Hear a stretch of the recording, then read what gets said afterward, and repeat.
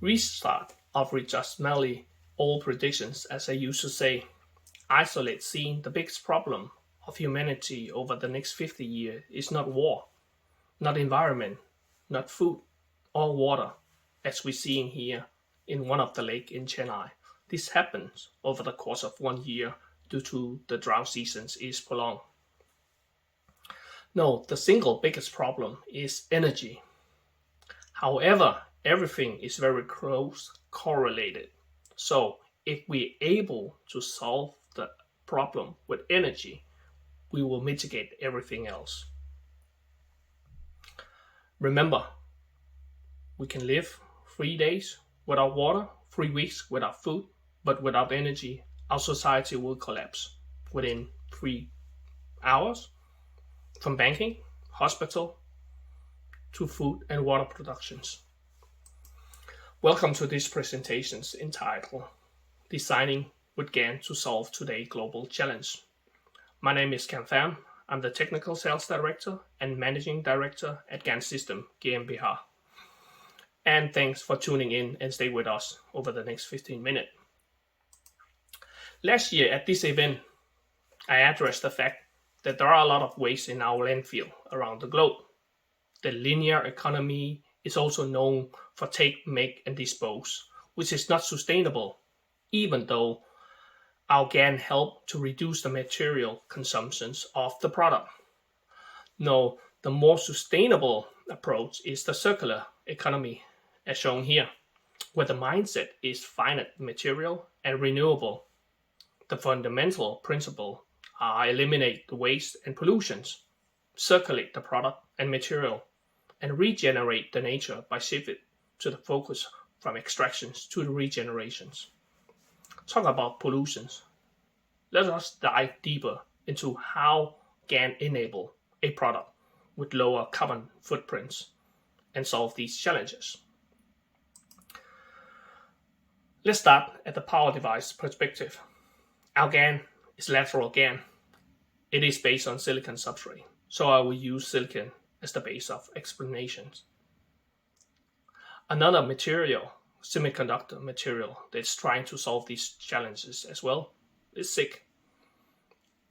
You probably know that to grow silicon carbide into a bull is a very energy demanding process, as the temperature required is well above 2000 degrees and the growth rate is very slow, unlike silicon where it melts around 1500 and you can pull an ingot out of it. Take the curve losses into account.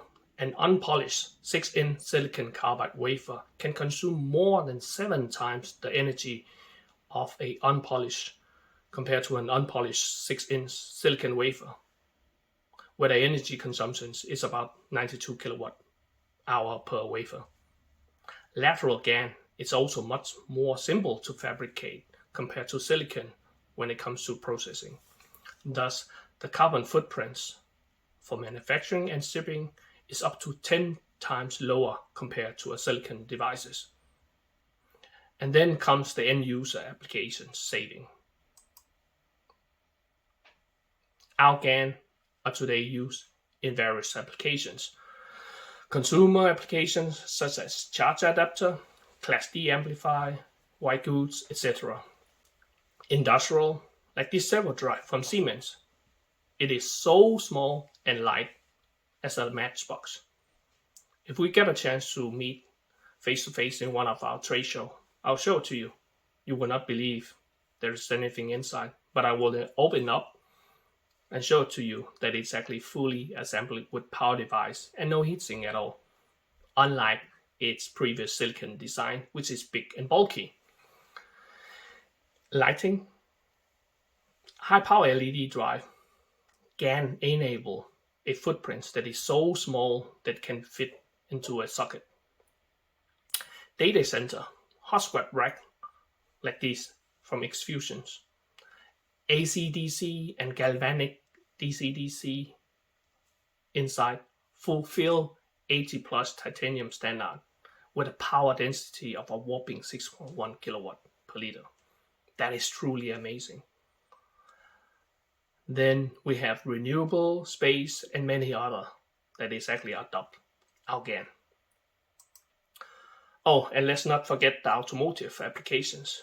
Here, and implementations from our partner Vitesco in a high voltage auxiliary DC-DC converter, where our GaN enable high power density up to 4.5 kilowatt per liter. This is not a demo board, it's actually a product that demonstrates that our GaN can enable high efficiency and power density. And our GaN adaptations in automotive do not just stop there. From trunk to front and beneath the vehicle, our GaN are in earlier development to series productions in various applications as shown here, thanks to the high efficiency and power density it enables. And in the sustainability context, that means lower carbon footprints of the product.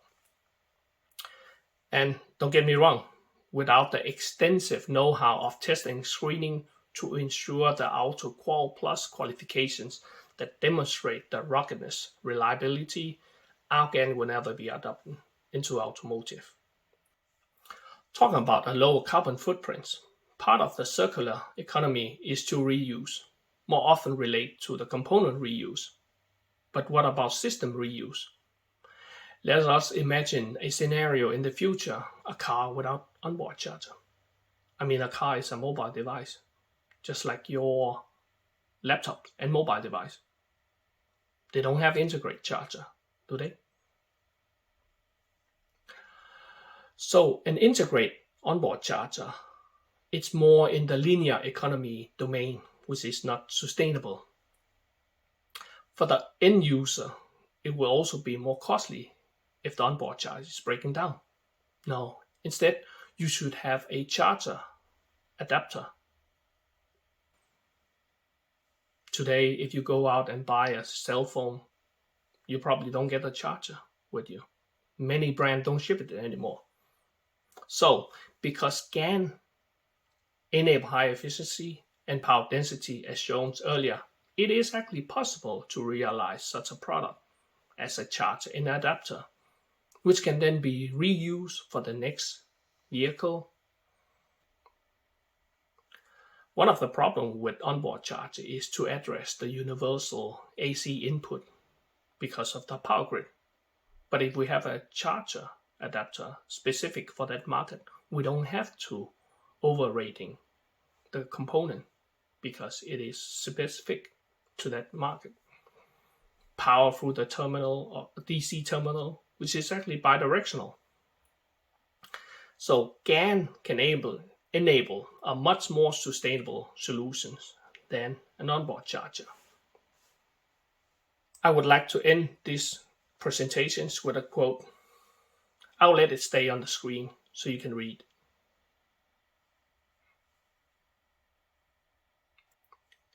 In my view, lateral Pham is a more superior technology than silicon, which enable a lower carbon footprint than silicon or silicon carbide for that sake.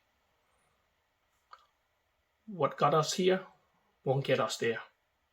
Oil, coal, and to some extent also silicon. Thank you for your attention. And my question to you is, how may we help you and your company to be more sustainable and quicker meet the carbon neutral goal?